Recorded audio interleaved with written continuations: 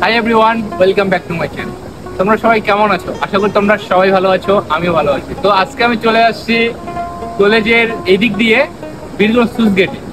তো যেহেতু কলেজে আসছি ওই হিসাবে আমরা একটু চলে আসলাম বীরগঞ্জ স্লুইস গেট দেখার জন্য। তো এখানে আসি, অবশ্যই এই জায়গাটা অনেক সুন্দর লাগলো।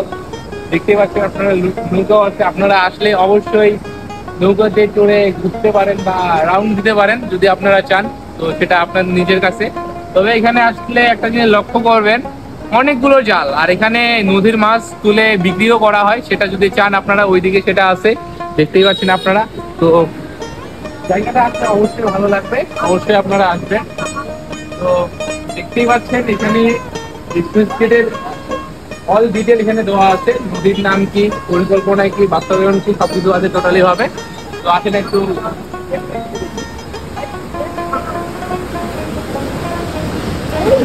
তো বিষয়টা হলো যে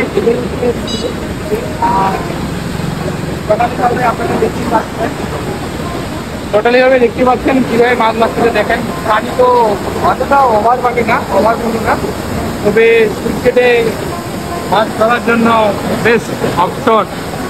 আর আপনারা যদি নদীর টাটকা মাছ নিতে আসেন তবে অবশ্যই স্লুইস গেটে আসবেন, এখানে মাছ তুলে বিক্রি করা হয়। দেখতেই পাচ্ছেন আপনারা কতগুলো মাছ উঠছে উপরে। আর সব থেকে হলো জায়গাটা দেখেন কত সুন্দর।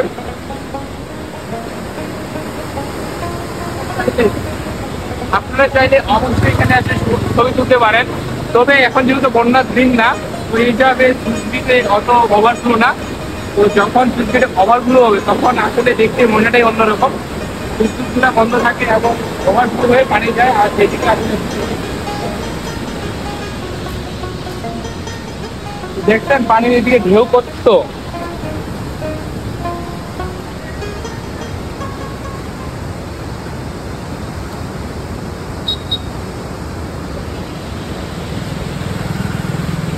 তো আপনারা এখানে অবশ্যই চলে আসবেন। আর একটা কথা সবসময় বলি আপনাদের, সেটা হলো যে এখানে আসলে কিন্তু টাটকা মাছ পাবেন।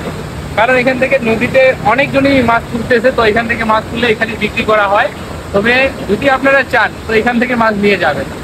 আমার সামনে বল মাছ উঠাইলো, সেটা আপনাদের ভিডিওর মাধ্যমে আমি দিয়ে দিব, প্রায় 1.5 কেজি। তো দেখা হচ্ছে আবার কোনো নিত্য নতুন ভিডিওতে।